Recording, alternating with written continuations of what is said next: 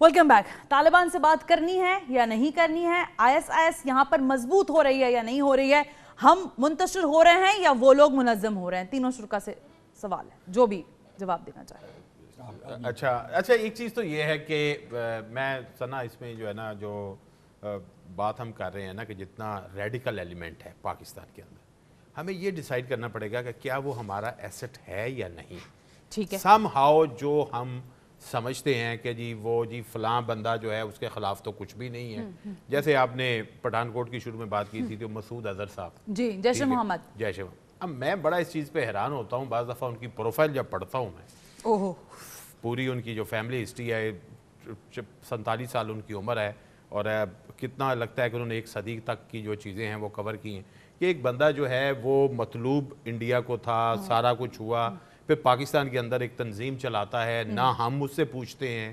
اچھا انڈیا بھی اس کی حوالگی کا مطالبہ نہیں کرتا اتنے وہ تو سال؟ ہم نے خود ہی سے انیشیٹو لے لیا. نہیں یہ تو ابھی کی بات ہے. اس سے پہلے جو جب سے وہ رہا ہو کے آگے بیٹھے ہیں پاکستان کے اندر کندھار سے، کہ کبھی کوئی انہوں نے حافظ سعید کی حوالگی کا بڑی دفعہ مطالبہ کیا، ٹھیک ہے، لیکن انہوں نے مسعود اظہر صاحب کی حوالگی کا کبھی مطالبہ نہیں کیا. یہ ایک بڑی ایک سوال ہے کہ مثلا وہ ان کی جیل میں 6 سال رہے ہیں اور بالکل ٹھیک ٹھاک رہے ہیں وہاں پہ، اور یہاں آئے ہیں تو پھر کس راستے سے آگے پھر انہوں نے ایک تنظیم چلائی ہے، پھر کئی جگہوں پہ انہوں نے خطاب کیا، ایون کراچی میں خطاب کیا، مظفر آباد میں خطاب کیا. تو یہ جو ہے نا اس چیز سے ہمیں میرا خیال ہے ابھی بھی ہم کنفیوز ہیں کہ کن لوگوں کو ہم نے ایسٹ سمجھا ہوا ہے اور کن کو جو ہے نا ہم سمجھتے ہیں کہ یہ جو ہے نا اب ان کو مارنا چاہیے. تو ایک دوسری بات یہ ہے کہ مثلا یہ جو انسائیڈ ایلیمنٹ ہے، آپ نے کہا کہ منظم کون ہو رہا ہے. منظم اس لیے ہو رہا ہے کہ ہم نے ابھی تک تطہیر نہیں کی، نہ ہی ہم نے اپنے سیکیورٹی اداروں کی صحیح تطہیر کی ہے، نہ ہی ہم نے اپنی نیشنل لیول کے اوپر جتنے ادارے ہیں، ایون ہم نے پالیٹکس کی، میں پہلے بات کر چکا ہوں، دیکھیں پالیٹکس کے اندر بھی ہم نے تطہیر نہیں کی. تو پہلے ہم تطہیر کا عمل کریں. یہ جو پولوٹڈ ہوا ہے پورا ہماری سوسائٹی واقعہ، وہ اب دیکھیں جتنے آپ حادثے اٹھائیں ہر سائڈ سے، برگیٹی صاحب نے کہا انسائیڈ ایلیمنٹ تھا. بھائی کون سا ہے جس میں انسائیڈ ایلیمنٹ نہیں ہے؟ ایون سیکیورٹی کے اداروں پہ جو حملے ہوئے ہیں، کیا وہاں انسائیڈ ایلیمنٹ نہیں تھا؟ تو پھر اس کا مطلب ہے ہم نے تو ابھی تک اس چیز کو نہیں کلیئر کیا کہ ہمارے ایسٹس کون سے ہیں.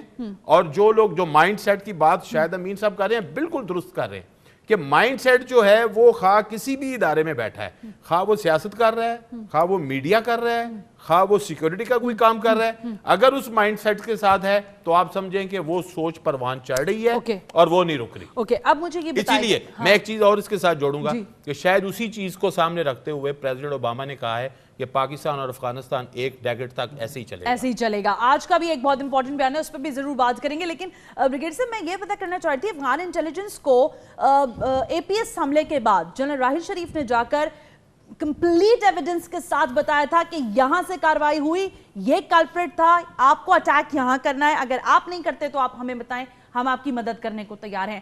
And the same thing is with happen Bacha Khan university, same culprit, same position, same areas, target achieve نہیں ہو پا رہا.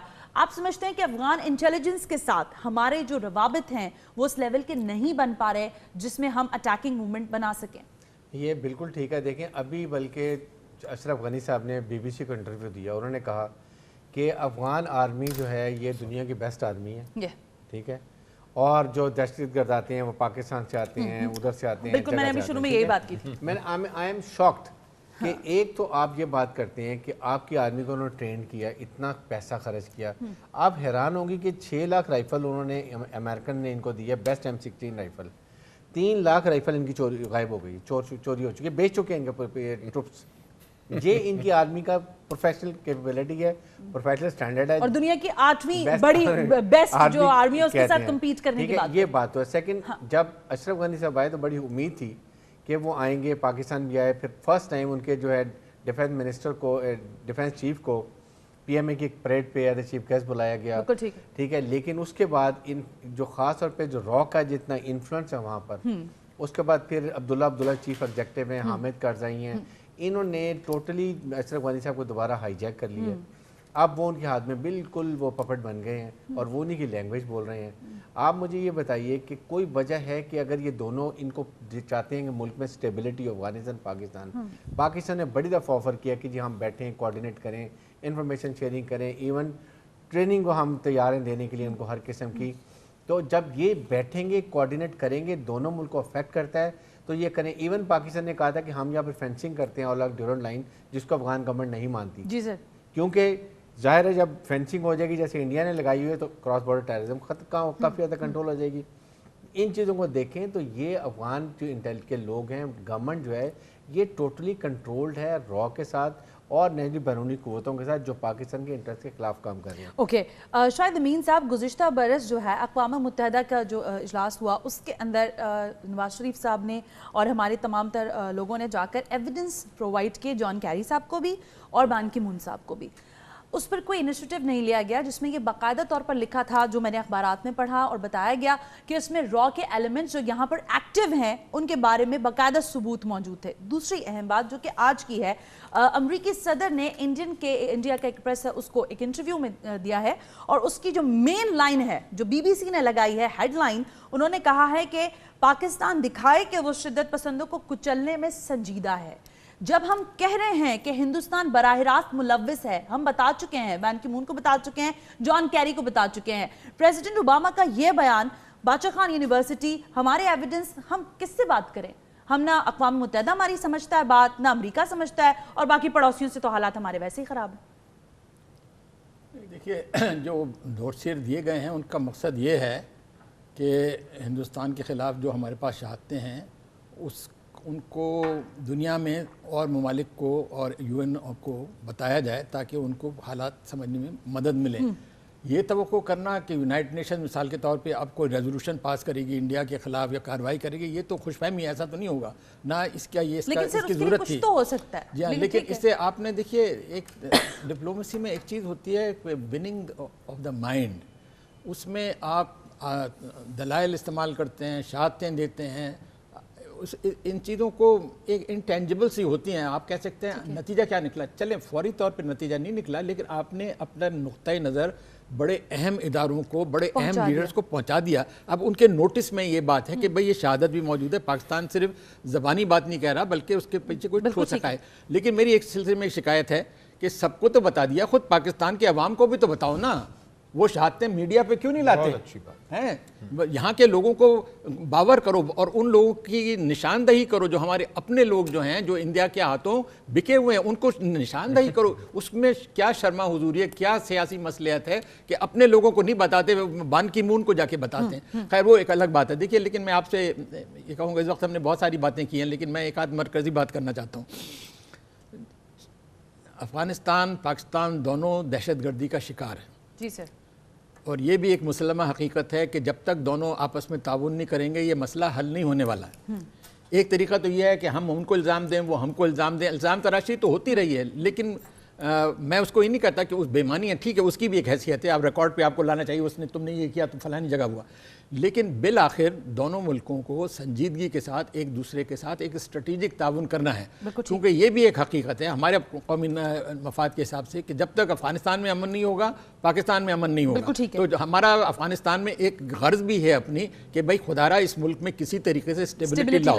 اچھا, on the other hand there are forces like India جو اس فکر میں ہے کہ افغانستان کے اندر ایک پاکستان کے خلاف ایک دشمنی کی فضا قائم رکھی جائے اور افغانستان کو اسی حالت میں رکھا جائے کیونکہ اس کو پاکستان کا بھی اس کا نقصان پہنچ رہا ہے. ریفیوجیز بھی نہیں جانے والے واپس, ہمارے اوپر ایک قسم کا افغانستان کا جو ملبہ ہے ہمارے اوپر گرتا رہے گا. تو یہ ایک اس کے لیے at the highest level Ashraf Ghani صاحب کے بارے میں انہوں نے صحیح کہا کہ انہوں نے ایسے سٹارٹ کیا لیکن اس کے بعد لیکن میرے خیال میں اب بھی پچھلے دنوں وہ اسلام آباد آئے تھے, انہوں نے ایک مناسب بیان دیا تھا. ابھی لندن میں بھی ہمارے وزیر اعظم سے یا کہاں پہ ملاقات ہوئی تھی ڈیووس میں, تو یہ ان پہ ورک کرنا چاہیے. یقیناً افغانستان میں یہ جو ناردرن الٹا ہوتا ہے نا, سامنے تو سارے حسد کے ملتے ہیں, اپنے اپنے گھر جا کے ساروں کے بیان بدل جاتے ہیں. میں تو خود حیرت ہوں, یہ کرزئی کا سا یہ بھی اسٹائل تھا. وہ انہوں نے آن کے جی ایچ کیو گئے کہاں گیا. لیکن دیکھیے آپ کو چاہے اس میں فوری کامیابی ہو یا نہ ہو یہ کوشش جاری رہنی چاہیے کیونکہ ہمارا ایک اسٹریٹجک ویژن ہے کہ ان دونوں ملکوں کو تعاون کرنا پڑے گا. آپ کو ایک دوسرے کے ساتھ تعاون کرنا کا. مبشر میر صاحب وقت بہت کم ہے, نئی لہر دہشت گردی کی اٹھی ہے, ون لائنر بتائیے کہ نئی حکمت عملی تیار کرے, نیشنل ایکشن پلان جو ہے اس کو ریویو کرنا پڑے گا, پولیٹیکل پارٹیز کو ایک اور گول میز کانفرنس کر کے کنسنسس کم از کم ڈیولپ کرنا پڑے گا. اچھا سنا, اس میں صرف یہی ہے کہ نیشنل ایکشن پلان جو ہے وہ بالکل ٹھیک ہے, صرف نیشنل اسپرٹ چاہیے اور اس کو امپلیمنٹ کرنے کا کوئی یونیفارم پالیسی ہو. इम्प्लीमेंटेशन में प्रॉब्लम है। अदरवाइज आप देखें जिन चीज़ों की निशानदेही साहब हम कर रहे हैं, क्या ये सारी चीज़ें 1 साल पहले कितनी शिद्दत से शुरू हुई थी? बिल्कुल ठीक है। और 4 महीने पहले की अगर मैं देखूं तो उसमें ऐसे लग रहा था जैसे मुल्क में ऑपरेशन हो ही नहीं रहा, और पता चल रहा था जी वो इलेक्शन हो रहे हैं, फलाने को सहूलत दी जा रही है, और फिर वो फलाने को कहा जा रहा है कि अच्छा चले इसके बाद। तो वो जो 3-4 महीने हमने स्लो मोशन में काम किया, उसमें रीग्रुप होने का उनको भी मौका मिला। तो मेरा ख्याल है कि सिर्फ एक पेस जो है वो उसकी जरूरत है, वो पेस की जरूरत है, और कंटिन्यूटी चाहिए। और जो भी चीज़ों की निशानदेही हम लोग कर रहे हैं या और भी बहुत से अहबाब कर रहे हैं, उसको सामने रखते हुए स्पिरिट जो है वो नेशनल। बिल्कुल ठीक है। ब्रिगेडियर साहब देखें, सिंपल बात है, प्राइम मिनिस्टर को एक तो आ जाना चाहिए था, जो एक दिस शोज कि उनका कितना इंटरेस्ट है national politics, national M and objective के ऊपर। आके नॉन एक्शन प्लान जो बनाया गया है इट इज़ परफेक्ट। सिर्फ जो इसमें जो एग्जीक्यूट करने वाले थे सबको बुलाएं, सबको खड़ा करें, सबसे अकाउंटेबिलिटी लें, जिसने नहीं किया उसको सॉर्ट आउट करें, और इसको इसी फुल स्पीड से लेके जाएं जहाँ खामियां हैं, ताकि इसको कामयाब बनाएं।